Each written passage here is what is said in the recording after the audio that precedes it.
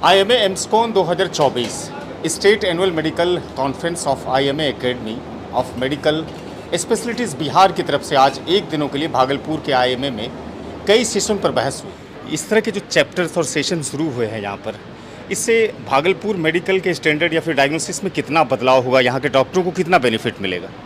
IMA academy of medical specialities ये IMA का एक एकेडमिक विंग है, जिसमें जिन्होंने भी पोस्ट ग्रेजुएशन कंप्लीट किया है, चाहे वो कोई भी स्पेशलिटी में हो, इस विंग के पार्ट हो सकते हैं। तो इस विंग का जो पर्पस है वो सभी को ट्रेन करना है, अपडेट करना है। हम देखते हैं मेडिकल फील्ड में कि सालों साल नॉलेज बढ़ता रहता है, नई दवाएं आती रहती है, गाइडलाइंस बदलते रहती है, तो इसके लिए हमें अपडेट करने की ज़रूरत है। तो ये एक फोरम है जो स्पेशलिस्ट डॉक्टर को, जो स्पेशलिटी डॉक्टर्स है, वो मिले, डिस्कस करे, CME प्रोग्राम्स अटेंड करे, कॉन्फ्रेंसेस अटेंड करे, ताकि जो लेटेस्ट अपडेट्स है सीख के उसका उपयोग पेशेंट के उपचार के लिए किया जा सके। अल्टीमेट बेनिफिशियरी होगा कि पेशेंट हो गए। और ये स्पेशलिटी ऑर्गेनाइजेशन से इसलिए अलग से है क्योंकि यहाँ हम IMA में हर स्पेशलिटी के स्पेशलिस्ट आते हैं। अगर मैं फिजिशियन हूँ तो मुझे ये सौभाग्य मिलता है कि मैं एक सर्जन को सुनूँ, एक गायनेकोलॉजिस्ट को सुनूँ, एक पीडियाट्रिशियन को सुनूँ। तो हर स्पेशलिटी में जो भी चल रहा है वो मुझे पता चलता है, ताकि मैं उसका उपयोग पेशेंट के उपचार के लिए कर सकूं। और हमारा यही उद्देश्य है कि सभी लोगों को ट्रेन किया जाए। इसके अलावा हम कोर्सेज भी करते हैं, जो ट्रेनिंग कोर्सेज होते हैं। जैसे किसी ने गायनेकोलॉजी किया तो हम इनफर्टिलिटी ट्रेनिंग उनको प्रदान करते हैं, सर्जरी किया है तो लैप्रोस्कोपी ट्रेनिंग प्रदान करते हैं, ताकि वो अपने स्किल्स बढ़ा सके और पेशेंट की देखभाल और अच्छी तरह से कर सके। ये ट्रेनिंग कोर्सेज 6 महीने या 1 साल की होती है, जिसमें कुछ क्राइटेरिया होता है, एग्जामिनेशन होती है, उन्हें लॉगबुक भरना पड़ता है। तो इस कोर्सेज़ के द्वारा इनकी स्किल्स, नॉलेज अपडेट होके पेशेंट्स को बेटर सर्व कर सकते हैं। सो ये IMA academy of medical specialities post graduate जो किया है। यहाँ पर मैंने देखा कि 4, 5, 6 सेशन मतलब चैप्टर जो इसको कि साइंटिफिक प्रोग्राम दिया गया, उस पर एक सबसे महत्वपूर्ण चर्चा मैंने देखा कि यहाँ पर आपके combination therapy in management of hypertension, यानी चूँकि पूरी दुनिया इस समय इस मरीज रोग से ग्रसित हैं, तो इसका कितना बेनिफिट मिल सकता है? इस तरह के जो हाइपरटेंशन की बीमारियां हैं उस पर कितना प्रकाश डाला जा सकता है, कितना उसका विकल्प तैयार किया जा सकता है? पिछले महीने में वर्ल्ड हाइपरटेंशन डे था। हम अक्सर देखते हैं कि काफ़ी लोगों को हाइपरटेंशन है करके पता ही नहीं होता। जिनको पता होता है वो ट्रीटमेंट लेते नहीं हैं, और जो ट्रीटमेंट लेते हैं वो ऐसे ट्रीटमेंट लेते हैं कि पूरा कंट्रोल हो नहीं पाता। तो जो कॉम्बिनेशन थेरेपी है उससे क्या होता है कि एक ही टैबलेट जो रहती है उसमें 2 दवाइयाँ मिक्स होके आती है फिक्स डोज में, लंबे अरसे तक काम करती है। तो एक ही टैबलेट से हम कंट्रोल कर पाएंगे। तो विश्व भर में यही चल रहा है कि कॉम्बिनेशन थेरेपी से, एक ही टैबलेट से पेशेंट का जो कंप्लायंस है उसको इम्प्रूव किया जाए, ताकि ब्लड प्रेशर कंट्रोल के जो हमारे रेट्स है वो बढ़ा जाए।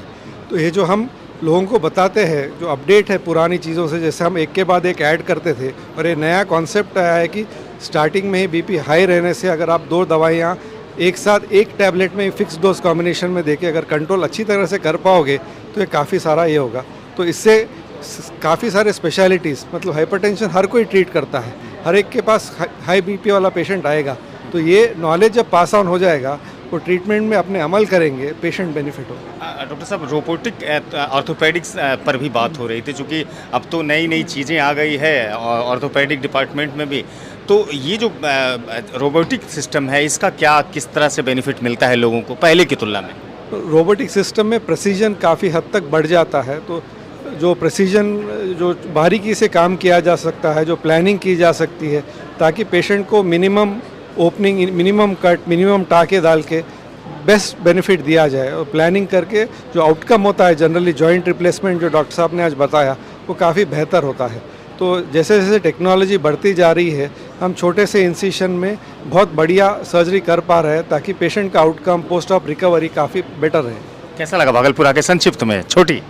बिहार में मेरी ये पहली विजिट है, और भागलपुर में ऑब्वियसली पहली विजिट। कितना सपोर्ट किया आपको? ये डॉक्टर्स का वेलकम बहुत अच्छा था, सभी लोगों ने बहुत अच्छा था, और जिस तरह का माहौल बना है, एकेडमिक एटमॉस्फेयर बना है, ताकि हर तरह के फिर आना चाहेंगे भागलपुर? ज़रूर आना चाहिए। डॉक्टर नोमिता गुप्ता हैं, जो दिल्ली की मशहूर अस्पताल बात्रा में काम करती हैं। चूँकि मैंने देखा कि एनीमिया से जुड़ी हुई भी यहाँ पर व्याख्यान हुई थी, और उसके अलावा जो लेडीज़ में पाई जाती है, फीमेल में जो बीमारियाँ पाई जाती है, एनीमिया ख़ासतौर से अभी फीमेल को बहुत ज़्यादा परेशान कर रही है। क्या कहेंगे इस तरह के जो कार्यक्रम होते हैं, इस तरह के जो चैप्टर्स चलते हैं, सेशन चलते हैं? देखिए, हमारे लिए मेडिसिन में जिन्होंने मेडिसिन पढ़ा है, ये रोज़ की पढ़ाई, इसीलिए इसको नाम दिया गया है कंटिन्यूअस मेडिकल एजुकेशन। मतलब किसी भी दिन ऐसा नहीं होता कि हम कोई नई चीज़ नहीं सीखते हैं।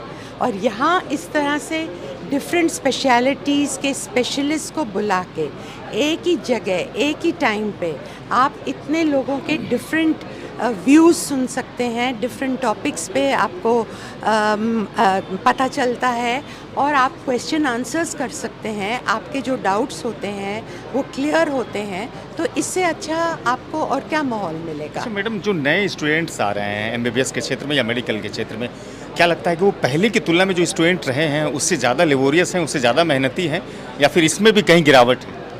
बहुत गिरावट है, बहुत गिरावट है। क्योंकि जहाँ मैं काम करती हूँ हमारे पास वहाँ पर टीचिंग इंस्टीट्यूशन है।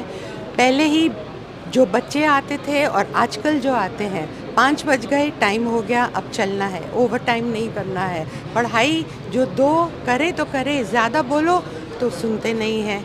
नहीं, ये मैं नहीं कह रही कि सब बच्चे होते हैं, बट डेफिनेटली सब बच्चे आजकल शॉर्टकट ढूंढ रहे हैं पढ़ाई में। अच्छा, भागलपुर आने के बाद क्या फील होता है? किस तरह की चीज़ें आपको बहुत ज़्यादा मेमोराइज करते हैं या फिर अच्छा लगता है? एक तो भागलपुर तो मैं खैर बिहार पहले आ चुकी हूँ, बट भागलपुर में आज मेरा सौभाग्य है कि मैं आज पहली बार भागलपुर आई हूँ और इतना प्यार और हम लोगों को, हम दोनों को मिला है यहाँ पर। हमें लगता है कि हम रोज़ आए यहाँ पर। शुक्रिया, आप दोनों ने समय दिया, बहुत बहुत शुक्रिया इसके लिए। Thank you.